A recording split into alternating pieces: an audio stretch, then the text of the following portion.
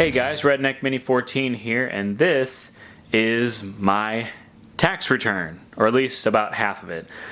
This is my new used Ruger P94 or P944 because this is a 40 cal, and the P series, it's typically P, which stands for either pistol or I think police. One of those two, and the year that it was designed or produced. And so P94 was designed in 1994, and the extra 4 is for 40 cal. So the P94, the standard P94 was 9mm, and the P944 was 40 cal, 40 Smith & Wesson. Of course, it only says P94 on the slide, and I don't think they ever made any that said P944 on the slide, but I could be wrong. I haven't seen any on Google Images anyway. But anyway, this is a 40 caliber Ruger P series. It has a 10 round magazine. The original, like the P91s, came with an 11 round magazine. So this was made during the Clinton ban era, and so it only came with 10 rounds, and Ruger never actually came back out with the 11 rounders. So if you can find an 11 rounder, you might want to take it. Now, I personally don't see myself spending extra money to get only one extra round, so I'm perfectly fine with only getting 10 rounders, but that's just me. So anyway, the P94 is a pretty nice handgun. It is empty, of course. It's your standard P series. It's a more streamlined version.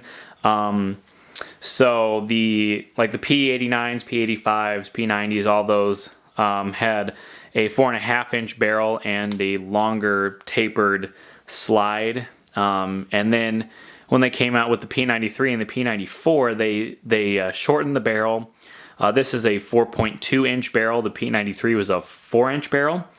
And so they shortened the barrel, shortened the slide, and just made it streamline, which is kind of nice. But I do like that tapered slide on the other ones. But other than that, I mean, it's pretty similar. They did put slide serrations on the standard models, which they did not put on the standard P85, P89, and all those, all the earlier ones, unless you had a double action only model. But with the standard safety model and the decocker only model, they did not have slide serrations. So when they came up with the P93 and P94 and everything after that, they did have slide serrations, and they are pretty good slide serrations.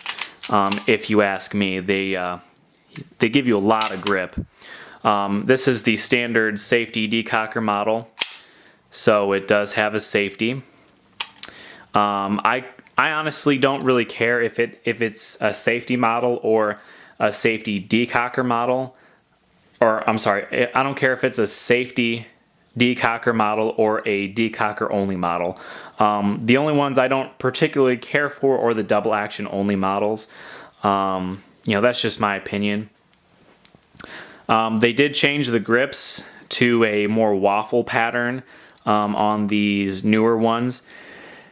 Again, with the P89 and all those, they had lines, but they didn't have waffle pattern or checkering, whatever you want to call this. But they only had these on the P94s and P93s. And when they went to the P95s and after, they had polymer frames. So your safety decocker is ambidextrous. Your mag release is ambidextrous as well, and it's push forward, not push in. Which some people don't like. I actually kind of like, to be honest with you. I don't really see that big of a difference between the slide forward and the push in.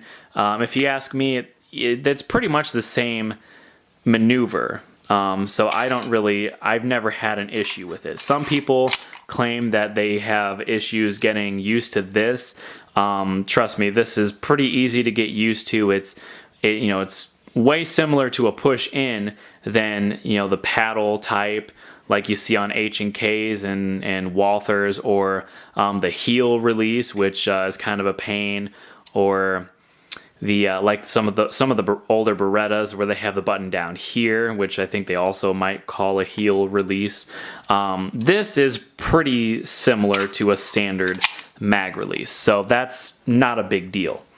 You know, standard 3-dot sights, so that's nice. I don't really know a whole lot else to say. This particular one, I've not been able to take apart. You know, I get the ejector pushed down and get the mag out, and I just cannot get the slide off. I'm not 100% sure what the problem is, but I do suspect that it has something to do with the recoil spring possibly being inserted the wrong way. But I might do a separate video on that if I can ever get this gun apart. It does have a little bit of wear on the slide release right here, but that's really the only like real significant wear on this gun. You know, it does have a couple minor scratches and a couple minor scuffs on the grips, but other than that, I mean, this is a pretty good, clean example of a Ruger P series.